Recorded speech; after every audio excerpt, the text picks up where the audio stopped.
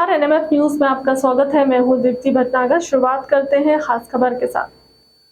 हिंदी पत्रकारिता दिवस सन 1826 की 30 मई को भारतीय पत्रकारिता की गंगोत्री कोलकाता से युगल किशोर शुक्ल ने हिंदी के साप्ताहिक समाचार पत्र उदंत मार्तंड का प्रकाशन किया था। इसी से हिंदी पत्रकारिता की शुरुआत हुई। जब तक कोलकाता से द बंगाल गजट और कैलकाटा जर्नल एडवर्टाइजर अंग्रेजी 1780, समाचार दर्पण, बंगाल गजट बंगला 1818, जामे जहनुमा उर्द 1822, मिरात उल अखबार फारसी 1822 का प्रकाशन होने लगा था, परंतु हिंदी का कोई पत्र नहीं निकला था।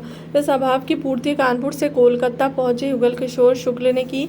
उदंत मार्तंड के प्रवेशांक में पत्र प्रकाशन का उद्देश्य घोषित करते हुए संपादक ने लिखा कि यह उदंत मार्तंड अब पहले पहल हिंदुस्तानियों के हित के हित जो आज तक किसी ने नहीं चलाया, पर अंग्रेजों, फारसियों बंगले में जो समाचार का कागज छपता है उस सुख उन बोलियों के जानने और पढ़ने वालों का ही होता है। देश के सत्य समाचार हिंदुस्तानी लोग देख कर आप पढ़ो और समझ लेते हैं कि पराई अपेक्षा जो अपने भावों के उपज न जोड़े, इसलिए बड़े दयावान करुणाओं गुणानी के निधन सबके कल्याण के विषय श्रीमान गवर्नर जनरल बहादुर की आयात से ऐसे साहस में चित्त लगाए कि एक प्रकार से हर नया ठाट ठाटा या उद्देश्य का बताती है। हिंदुस्तानियों ने हित के हित और समाचारों के माध्यम से अग्न जन को जानकार बनाना हिंदी पत्रकारिता की आदि प्रतिज्ञा है।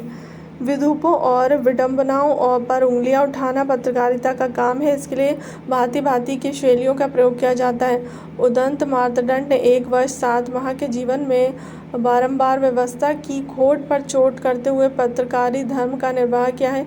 ब्रिटिश हुकूमत की न्याय प्रणाली पर करारा कटाक्ष करते हुए पत्र ने लिखा, एक यशी वकील वकालत का काम करते करते बुढ़ा होकर अपने दामाद को वहाँ काम सौंपने के आप सूचित हुआ। दामाद कई दिन वहाँ काम करके एक दिन आया तो प्रसन्न होकर बोला, हे महाराज, आपने जो फलाने का पुराना और संगीन मुकदमा अपने हमें सौंपा है वो आज फैसला हुआ है। यह सुनकर वकील पछता कर बोले, तुमने सत्यानाश किया है। उस मुकदमे से हमारे बाप बड़े हैं। 30 पीछे हमारे बाप मरते समय हमें हाथ उठा दे गए और हमने भी उनको बना रखा हो। अब तक भली भांति अपना दिन काटा है और मुकदमा तुमको सौंप के समझा था तुम भी अपने बेटे पोते परोतों तक पालोगे, पर तुम थोड़े से दिनों में उनको खो बैठे।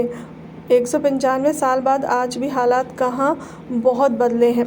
अब आए समकालीन पत्रकारिता पर। याद आ रहे हैं, पत्रकारिता ना तो पक्ष और ना ही विपक्ष, वह सिर्फ और सिर्फ जनपक्ष है। उसका हेतु भी मनुष्य, बेहतर मनुष्य अपने प्राणी और प्रकृति को शामिल कर ले तो फलक विहंगम हो जाता है। फिलहाल मिशन और प्रोफेशन का द्वंद्व परे रखें। मुद्रण संपादक रामानंद चटर्जी, बाबूराव, विष्णु पाड़कर, गणेश शंकर विद्यार्थी दूरदर्शी नसीहतों को भूल जाए, परंतु कलम के परखे माखनलाल चतुर्वेदी की चेतावनी क्या करें। एक भारतीय आत्मा ने कहा कि तुम्हारी कलम की कीमत लगेगी, बार बार लगेगी, लेकिन जिस पल वह कीमत स्वीकार कर लेंगे हमेशा के लिए कलम की कीमत खो बैठेंगे। यह भी याद रखें कि जरूरत है, संविधान ने खबरपालिका को लोकतंत्र के चौथे स्तंभ की कोई मान्यता नहीं दी है। वस्तुतः यह लोक मान्यता है।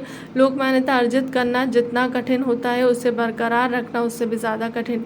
पेड न्यूज़ के कलंक और बाजारवाद की गिरफ्त में आई पत्रकारिता के सामने विश्वसनीयता का संकट इसलिए पैदा हो गया है। पत्रकारिता में शहरी टापुओं के लिए ज़्यादा चिंता, स्थान, समय और संसाधन लुटाए जा रहे हैं। राजनीति, सिनेमा, टेलीविज़न, फैशनों के वरीयता की जाती है। समाज हित की दृष्टि से यह निरर्थक अनर्गल है। सब कुछ इंडिया पर न्यौछावर और भारत पर अपेक्षित। जबकि पिछले आर्थिक संकट और हालिया कोरोना महामारी में ग्रामीण और कृषि अर्थव्यवस्था समाज का सहारा साबित हुई, परंतु पत्रकारिता के फलक पर किसान और किसानी के लिए कितनी गुंजाइश है। ग्रामीण क्षेत्रों में शिक्षा, चिकित्सा, परिवहन, पानी, बिजली जैसी बुनियादी सुविधाएं स्थानीय अर्थव्यवस्था को मजबूती दे सकती है, नगर को ग्रामीण पलायन का नरक बनाने से रोक सकती है। महात्मा गांधी ने पश्चिम की औद्योगिक सभ्यता को राक्षसी सभ्यता कहा है, कुछ गलत नहीं कहा। वह सभ्यता वृत्ति और प्रवृत्ति में जंगल के न्याय को मानती है, बलवान को निर्बल को निगल जाने का हक देती है। इसीलिए पश्चिमी की नकल में अपनाया गया हमारा विकास का मॉडल भी दूषित है, विनाशकारी है। इस मॉडल का नियोजक नियंता बाजार है। बाजार का एकमात्र प्रयोजन मुनाफा है।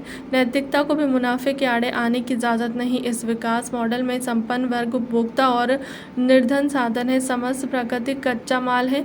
नदी, तालाब, झील, समुद्र, वन, वनस्पति, मिट्टी, पहाड़ सब कच्चा माल है। गांधी जी यह भी कह सकते हैं कि पृथ्वी सबकी ज़रूरत पूरी कर सकती है पर किसी के लालच को नहीं।